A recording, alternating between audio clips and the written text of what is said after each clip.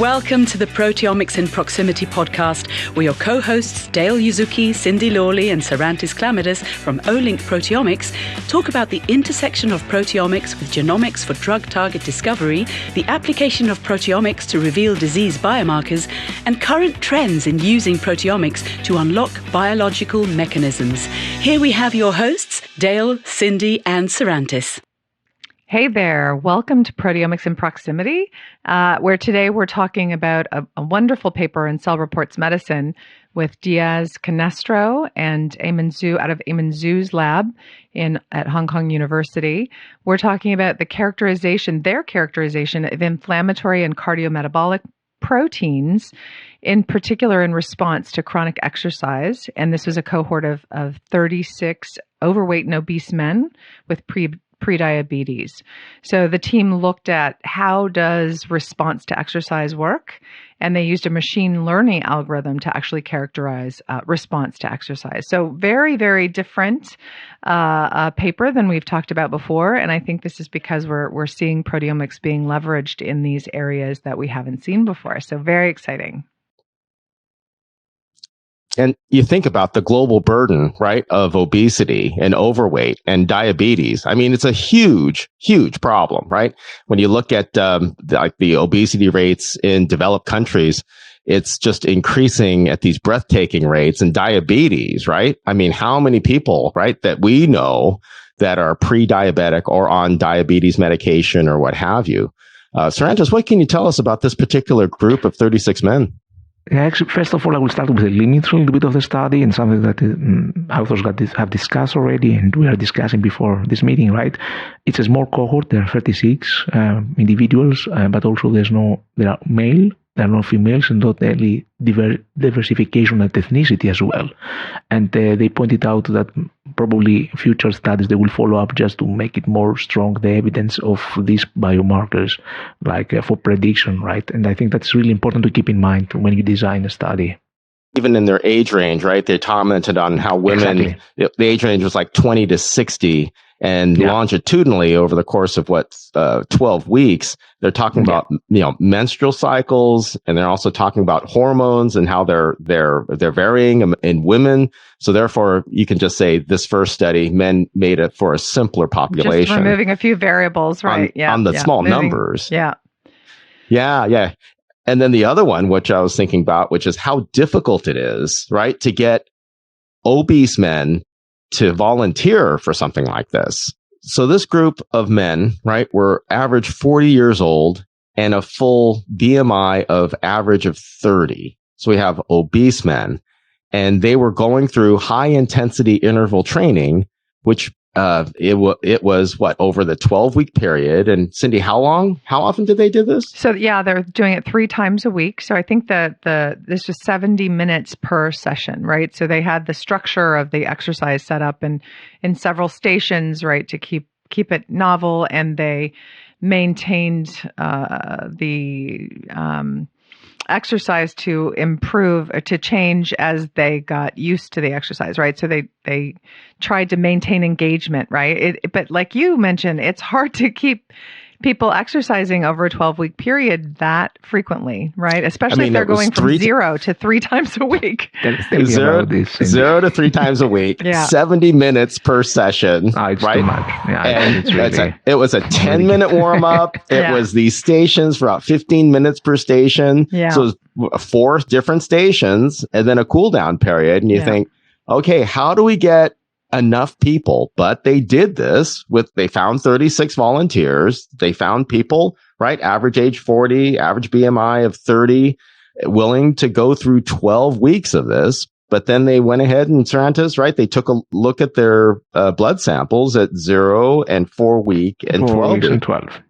But also the test itself, right? To take the fasting insulin glucose tolerance test is not easy test, actually, right? Because they really need a lot of preparation, and it's not a straightforward study, and it has a lot of difficulties. Yeah. So the glucose tolerance, Sarantis, what can you tell me about that? I mean, I think most of us, right, go through this kind of diabetes screening, but from a insulin resistance point of view, what does glucose tolerance show? The insulin resistance actually is it's a condition of diabetic 2 patients actually, and there are a lot of actually causes of this disease, and most likely it's gene related, but also the environment can play a role. Epigenetics also could play a role on this disease, and at the end, like, the outcome is there is a tolerance of the genes, and they're resistant of the cells to the insulin, and for this we have accumulation of glucose at the blood. In the simple words, at the end we just we see a lot of glucose being in the circulating blood, and tests also like C-peptide test or OGTTs or insulin fasting, glucose fasting genes. Tests help people to understand the condition of the disease actually. So by pre-diabetic, meaning their glucose levels weren't so high, right? They were approaching that. That glucose tolerance test, literally they're coming in a fasted state, and they're drinking straight glucose. Yes. And then measuring measuring glucose levels, right? Or maybe they're also measuring insulin levels, but certainly seeing, are your glucose levels shooting straight up and not coming down over a period of time? And if they're not coming down because your body is not releasing what it needs to move that sugar from your bloodstream into your cells, then you are you're demonstrating some insulin resistance. That's my understanding of it. Yep. But it's the remarkable thing about this study is the intervention was the exercise, right? The intervention was these overweight individuals coming in 3 times a week to a center, right, where they were monitored, told what to do, walk through the steps 3 times a week for 12 weeks. Must not have been pleasant. And yet at the same time, right, they had no intervention with regard to diet. Basically said, you eat the way you normally eat, right? And through the exercise, I think one of the interesting things about the cohort, in addition to the biology, which we'll get to in just a minute, was they lost weight. Their average BMI went from 30.05 to 29.60 over that time frame, not adjusting for any kind of diet. And it made me think, hey, there's hope. There's hope for the rest of us, right? Where it's like, as long as we, right, do high intensity training. And I think the paper also points out it was not moderate or low intensity. It had to be. It had to be intense. So then they went ahead and took a look at blood, right, at baseline, at 4 weeks, and at 12 weeks. What did they use to take a look at the protein levels? So they use an Olink. Yeah, right? I can answer that. So this group decided to use 2 Explore panels. So just as a reminder to our audience, Olink came out with a qPCR readout in the founding of the technology in this proximity extension assay, the namesake of our podcast, and then in 2020. Olink expanded its product portfolio to have an NGS, or a next generation sequencing readout. And the advantage of that is that you just in a run of a sequencing instrument, you can get more molecules read out at one time. And so with our NGS readout, that's our Explore technology. We're able to today do about 3,000 proteins in each of 384 samples, and in a run of an Illumina NovaSeq, just as an example.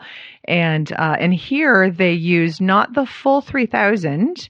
They used, 688. Do I remember that right? 688. Yeah. So they decided, kind of like you were saying earlier, Sarantis, focusing it in to see in these extreme cases of men, trying to reduce your variability, reduce your number of variables that you control, and see what the signals are, right? They also focused in on cardiometabolic and inflammation proteins. We roughly categorize them in these buckets, right?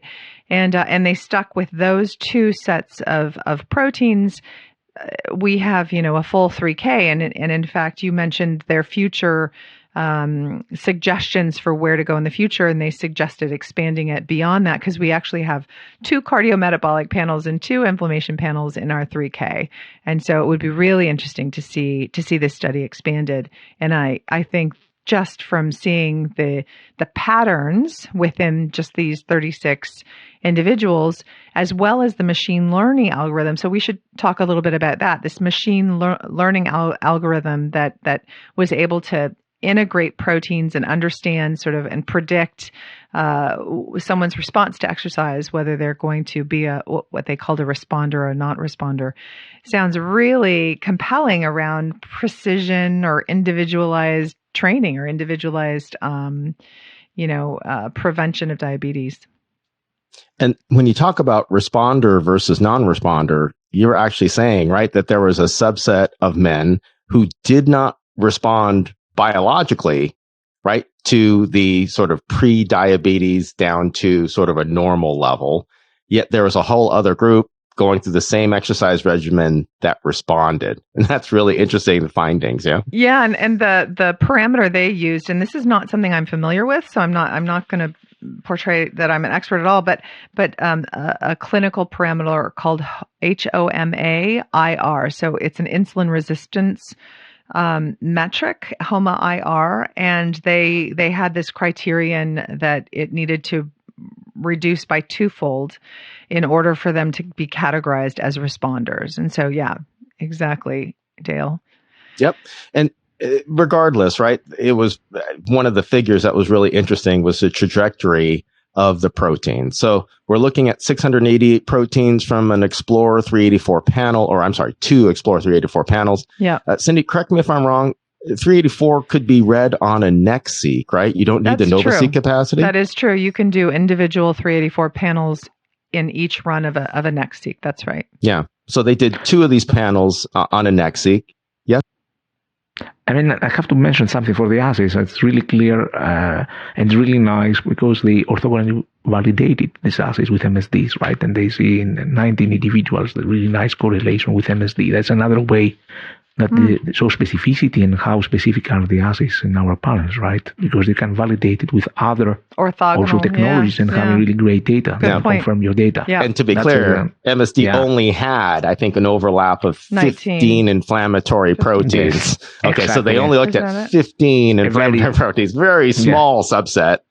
But nonetheless, across the 19 individuals, they found a very nice correlation, right, to the vast majority of those proteins. And I think, what was it? 11 out of 15 were highly correlated. 4 out of 15 were moderately correlated. So you just say, hey, a very small subset of only 15 proteins out of 688, but, good enough, right? Yeah, and I'll also emphasize, these proteins that they were identifying are low abundant proteins. These are ones where Olink has really shined a light because of the ability for us to come in and hook out these low abundant proteins.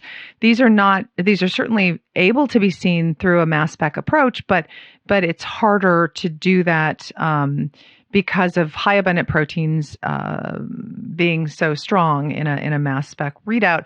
I think you'd have to do some sort of subtraction to remove that component. And so what we're finding is that Olink has a nice way to reveal some of these low abundant signatures that we just weren't easily able to see using existing methods. And I think, you point out something really important, Sarantis, that there just aren't that many low abundant assays out there that are commercially available. And so it's exciting to me to see. And to, again, look at some of these results now over time. They clustered the response over week 0, week 4, and week 12 in figure 2, which the more I think about it, the more interesting those figures become. Why? Because, for example, cluster 1 was steadily increasing over time, right? Starts out at a very low level, goes to an intermediate level at 4, and then high, right?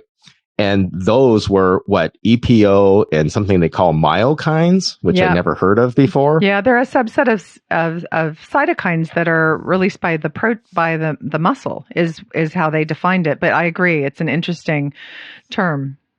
Actually, in abstract, they call it although exerkines. I haven't heard of calling them exerkines because they are released through the exercise, right? So they called the myokines are a subset of the exerkines. Exactly. That's great, yeah. That's and so IL-6, I think there, IL-6 is there, I think. And IL-6 produced by muscle having a different function than IL-6 produced by the immune system. It's like, wow. Fascinating, right? And didn't we talk about that with the two of you talked about that with Katerina? She had an example of IL-6 as an assay, which was compelling and very specific. And actually there was a corroborative assay that where Olink was able to show these IL-6 signatures that other assays weren't. Not to just detract from the main message, but I'm thinking, okay, how can you determine that this IL-6 molecule, which is identical to the molecule of IL-6 produced by the immune system, how can you tell it's from the muscle? Right? Because it's in circulation. But then it was, well, no, this is in response to exercise, right? Yeah. Well, I think the bottom line is, right, this is a signature you're seeing in response to an exercise intervention. And so we're speculating that that's due to exercise, right? But I think that's a pretty good bet, as you say. Yeah. And then there was another cluster that was also interesting, cluster 3, where you had it starting at a high level and then steadily decreasing. Okay, so this is another really simple example. But not necessarily the same proteins, right? I think that's important to point out. Yeah. Go ahead, Dale, please. So in these 54 proteins on cluster 3, they're looking at pro-apoptotic proteins, meaning these are proteins that encourage cell death. And Sarantis, you want to comment on that? It was like, well, why, as a result of exercise, you have the ones that encourage apoptosis decreasing? That's a great point. I mean, I can speculate. You know, I'm not an expert of apoptosis. I think it has to do probably with different signaling pathways that they're regulating different gene expressions related to metabolism, or could be to regeneration, right, or something for cell tissue regeneration connected. But that would be only some of speculation that I may have. Well, I mean, these are obese individuals, right? The body mass index is really, really high. And you can say they actually have a higher level of apoptotic activity. And to be clear, right, apoptosis is programmed cell death, right? This is sort of cells being pruned from your organism as a whole.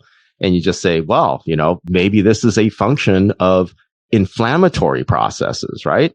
People, or also homeostasis. They could be, that you shift the homeostasis somehow, and could be different pathways that may affect by this apoptosis. But it's really interesting finding. Yeah. That's true. And then to move on to cluster number 4, this is appetite stimulating that bounces. It starts a certain level, goes really low, and then goes up to normal again. And this is appetite stimulating. And I thought, wow. It's appetite stimulating hormones that are decreased over time, right? Yep. So the idea might be that you're reducing appetite stimulation. That's really interesting. I agree. Yeah. They basically get less hungry, which explains, right, why, even though they're not modulating their diet consciously, their body's saying, hey, you don't need to eat so much. And probably this is interesting. There is a crosstalk probably with neurogenes in the brain, right? Probably there's probably some. If you do some CSF proteomics, you may see some hormones released that they are changing at the brain. Probably there's a crosstalk with the brain. But remember, signals, these right? return to baseline after 4 weeks, right? So these dropped in 4 weeks, but by 12 weeks they were back to baseline in this cluster 4. So, and I think there's been some strong evidence that appetite increases when you take on an exercise program. I don't think it's known whether it's a biological increase or a psychological increase that we tend to eat more because we think that we're exercising, but it's really an interesting finding. And then the proapoptotic, like you say, Dale, these functions of cell turnover, right? It makes sense to me. If you're breaking down muscle and then reforming muscle, which I would expect them to be doing, they saw that pattern in cluster 1 and cluster 6 in particular, which I thought was really compelling. Yeah. And related to appetite, right, was cluster 5, and that was where it dropped and then stayed relatively low, right? And among those was leptin. And Cindy, what can you tell me about leptin? Isn't that involved with appetite as well? Instead of appetite stimulating, isn't leptin, it's appetite suppressing? Yeah, that's my understanding of leptin. But that's in isolation. So what is leptin doing when it's, interacting with all these other proteins? Right. I also remembered in that one, what I'd written down was MSTN, right? So another protein within that, which I think had to do with musculogenesis, but I'd have to go pull it up again. And then going back to cluster 2, which I skipped at the beginning on purpose, and this is anti-inflammatory proteins, right? Like, was it IL-10, where it starts low, goes a little lower, and then spikes up after 12 weeks. And what does that imply, right? Where this whole high level of inflammation that people who are obese generally have, after 12 weeks, we see a marked improvement, right? In terms of this high level of inflammatory activity, which I thought was really interesting and informative. The very fact that, right, the body is a system, all these particular clustered changes that we're monitoring over time as a direct result of intervention. So I think the high level message is keep exercising. Well, right? And exercise has so many benefits other than just weight, right? I mean, it's got clear benefits to your brain, to depression. I mean, it's one of the most important interventions that you can do in psychological, many psychiatric cohorts. So it's the most powerful intervention we all have at our fingertips, right? So Yep. And this one is just a really interesting experiment where they're able to just change one variable, which is the amount of exercise, right? Yeah, although, starting from 0 to 3 times a week, I might want to suggest maybe start with 1 time a week, 30 minutes.